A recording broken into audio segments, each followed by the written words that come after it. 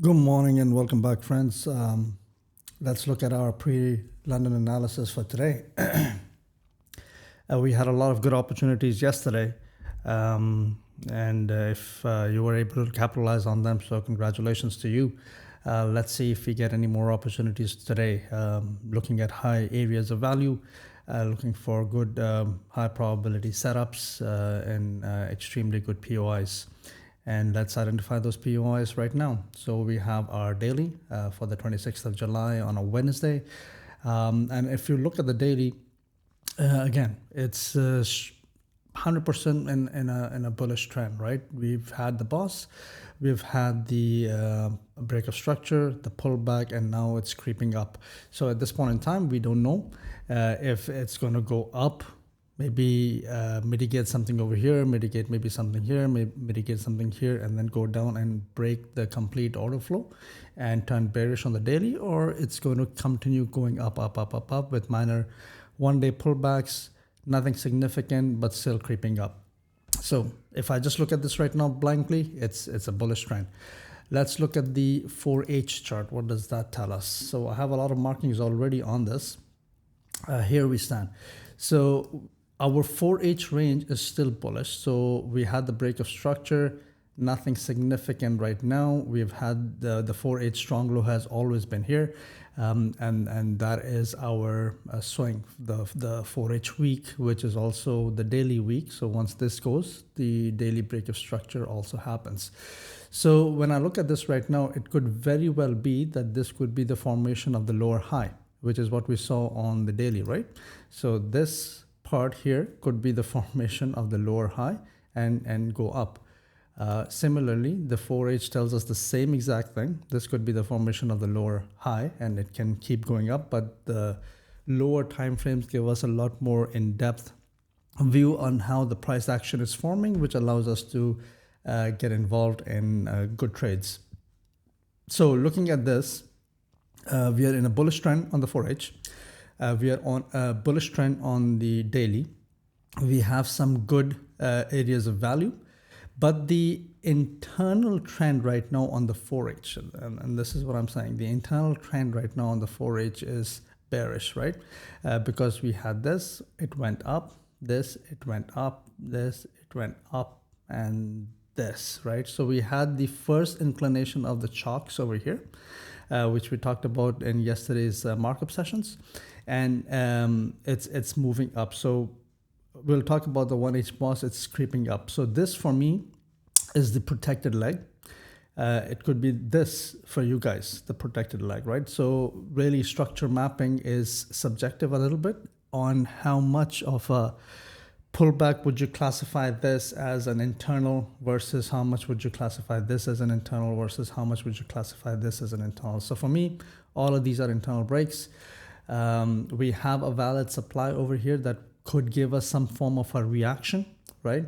Or it could just melt from here. We don't know. So which is why we wait for areas of value like these. It's in the EQ of this range. So not very high probability, but also not very low probability. It's somewhere EQ.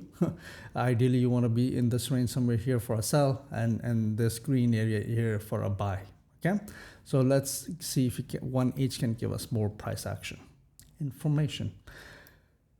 Okay, so that same thing that we were looking at, as you saw, break of structure, and I'm going to get rid of all of this to make it a little bit cleaner. Let's see, get rid of this chalk over here as well. Okay, so break of structure on the 1H, break of structure, 1H, break of structure on the 1H. So the 1H is heavily bearish, coming, and it has to be bearish because we are trying to play the pullback on the 4H, right? So once the objective of this 1H leg is done to have that facilitated pullback into the 4H demand zone, it gave us what? It gave us a nice chalk on the 1H, which is also was a 4H chalk. So we are going to look at this dotted line over here on the 4H, which is here because this was the lowest point, low, high, right? So if you don't know what chalks are, do check out my masterclass part 2 video. I talk about in depth what a chalk is and how do we identify and use them. So going back to 1H, excuse me, I'm going to get rid of this as well. This was the 4H 1H chunk that happened, which left us a nice little demand zone here, reacted perfectly, and this was one of the trades that I was waiting to get involved in yesterday, but unfortunately price never tagged me in. Extremely frustrating, and it had a nice 5, 6, 7 hour run on it. This entire leg on her 1H is massive, but I missed it. We had a nice setup here yesterday for a nice drop, quick 2 hour, 3 hour. I wasn't interested because I wasn't playing a high probability move. I wanted to be involved in long. That was my bias for the day yesterday. So today also everything is bullish, right? So we had the 1H boss, we had the 1H strong low here, we have the 4H strong low here, and this could be the formation of the daily higher low, right? So everything is bullish. Does not mean that if price slowly creeps into this 1H POI right here, and it is a valid one because we have a 4H zone over here, demand zone. So this is the entire demand zone. We had a nice reaction to it and it dropped. So this is a flip zone, if you will. You could see, right? So this entire thing is a demand zone. Price kept in, reacted to it and fell. So this is a flip zone. And this is the 4H that we just saw on that chart and in the previous chart. And this is 1H nested within the 4H. So again, in the EQ of that 4H leg, right? Just like we saw on the 4H. So what am I trying to say here? What I'm trying to say here is everything is bullish. We definitely can play shots from these POIs, but do not expect the shots to really run all the way down and break major structure. It could happen, but the probability is low because everything is bullish. Unless I don't see this swing leg break or this swing leg break, the 4H, we stay bullish. And if I were to get involved here, and you can certainly just wait for very clear price action and your entry models and enough room to the next demand zone to give you that 2 hour, 3 hours. So if you want to play a really, really tight zone where demand and supply is just 1 hour apart, I wouldn't risk my capital. Ideally, I would wait, you should wait if there is nothing that forms or develops here for price to creep up back into this demand zone, even though it's quite away.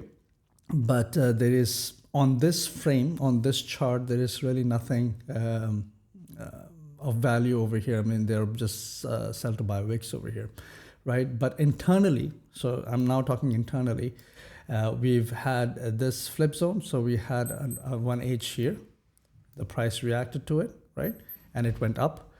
Flip zone, the price now reacted to this flip zone. It is failing to break this high, which means this could be low. This was another zone I identified, a very small zone. It's breaking. So once it breaks, I'm done with this.